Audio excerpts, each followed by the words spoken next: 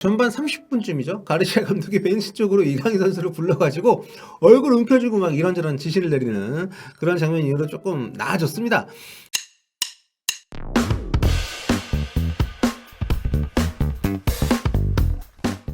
안녕하세요, 볼루TV 소영입니다. 일요일 밤 10시 황금 시간대에 진행됐던 그라나다와 마요르카의 경기, 2021년 이강인 선수 마지막 시합이라는 점 때문에 더 관심이 갔던 경기였죠.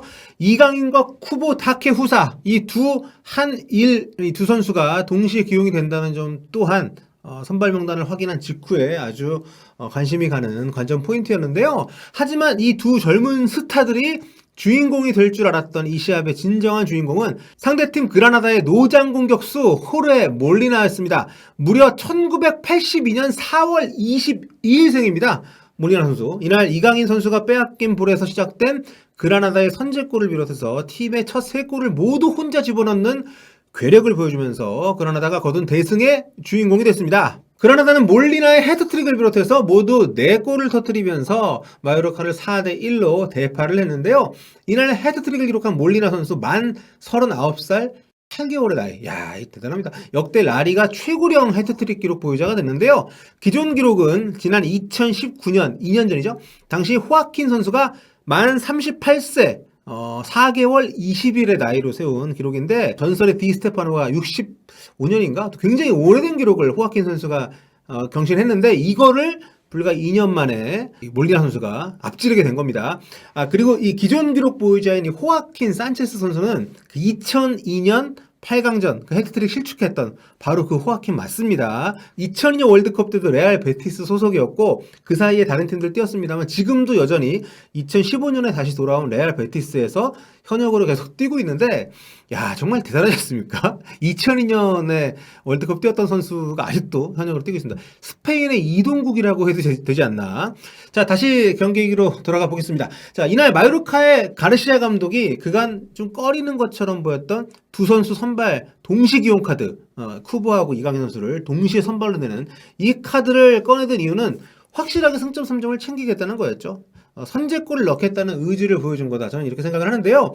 그라나다가 최근 리그 8경기에서 1승밖에 없는 팀입니다. 그나마 멀티골을 넣은 적도 2번밖에 없는 아주 빈공의 팀인데, 선제골로 리드를 해서 나간다면 승기를 잡을 수 있는 또 그런 상대. 왜냐하면 또 그라나다가 골을 이렇게 많이 넣는 팀이 아니기 때문에 이날도 굉장히 찬스는 많았습니다만 정말 마무리가 안 되더라고요. 물론 막판에 몰아넣으면서 4대1로 대승을 그라나다가 하긴 했습니다만, 아무튼 이런 팀이었고, 더 약체로 꼽히는 팀을 만난 이 시합이 어떻게 본다면 마요르카한테는 승점을 꼭 노려야 되는 그런 경기였다고 봐야 되는 건데, 하지만 모든 게 어그러졌습니다. 네, 마요르카는 최악의 결과를 얻게 됐고요. 가르시아 감독은 이제 4-2-3-1 포메이션을 두고 나왔는데, 후보를 주 포지션인 오른쪽에 두고 이강인 선수를 이번에 이제 중앙도 아니고 오른쪽도 아니고 왼쪽에다가 배치를 했습니다. 하지만 두 선수를 윙어처럼 쓰기보다는 중앙지향적인 움직임을 주문을 했는데요. 사실 이게 그렇게 잘 먹히진 않았습니다.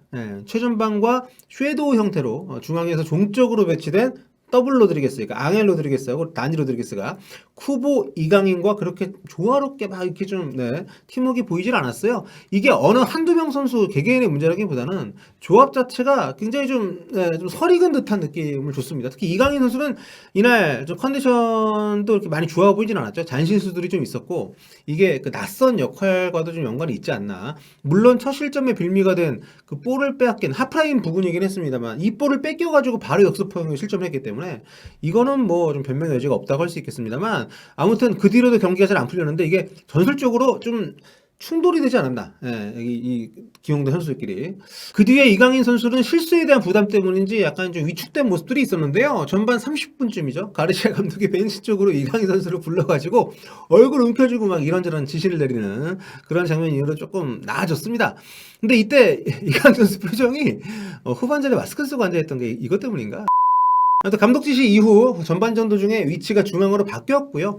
중앙으로 옮긴 이후에 보다 자신감 있는 그런 몸놀림들을 많이 보여줬습니다. 아주 기가 막힌 힐패스, 굉장한 터치 이런 것도 보여줬고요. 경탄을 자아내는 그런 모습들이 있었는데, 하지만 전체적으로 더 의미 있는 장면을 많이 만든 거는 쿠보 다케후사였습니다. 마요르카의 이른 동점골 장면에서 보여줬던 기점 패스는, 와, 이거 경기 보신 분들은 진짜 탄성이 절로 나오시지 않았을까. 하프라인 넘어가기 전에 반대쪽으로 전환을 시켜주면서 왼쪽 풀백 그 코스타 선수 올라올 때 거기 정말 딱 떨궈주는 이 방향전환 패스 한 방 덕분에 분위기가 달라졌다고 해도 과언이 아니지 않나. 물론 쿠보도 이날 실수가 좀 있었고 특히 수비 상황에서 압박을 전혀 못 해주면서 후반에 이제 체력 떨어진 다음에 그쪽 그러니까 상대한테는 왼쪽 공격이 되겠죠. 왼쪽 윙, 왼쪽 그 수비수 이런 오버래핑 이런 걸 전혀 압박을 못 해주면서 어떻게 본다면은 팀 패배에 좀 빌미를 일부 제공을 하지 않았나. 적어도 공격 상황에서는 박수 받을 만한 장면들을 꽤 만들어냈습니다만 이런 공수에 있어서의 언밸런스한 부분이 마요르카 감독 입장에서는 굉장히 좀 골칫거리가 아닌가 싶어요. 하지만 후반 들어 전체적으로 마요르카가 밀리고 공격적으로는 또 공이 거의 오질 않는 그런 상황들이 이어졌기 때문에 가르시아 감독이 좀 결단이 필요했는데 좀 이른 시간이죠. 후반 15분에 이강인 선수를 뺐습니다. 사실 뭐 잘할 때에 비해서는 모습이 경기 내내 좀 안 보였던 면이 좀 있긴 합니다만 그래도 스코어가 1대1이었고 경기 초반 실수 이후에 멘탈이 나갔던 상황을 정리하고 좀 어느 정도 그 중심을 잡아가는 상황이었기 때문에 조금 더 기회를 줬으면 어떨까 하는 개인적인 생각은 있습니다만 뭐 감독님이 잘 판단하셨겠죠. 네. 아무튼 가르시아 감독 입장에서는 공격적 재능이 뛰어난 두 아시아 스타를 모두 보유를 한 게 복이라면 복인데 이거를 어떻게 조율할지 이게 참 여전히 풀리지 않는 숙제인 것 같습니다.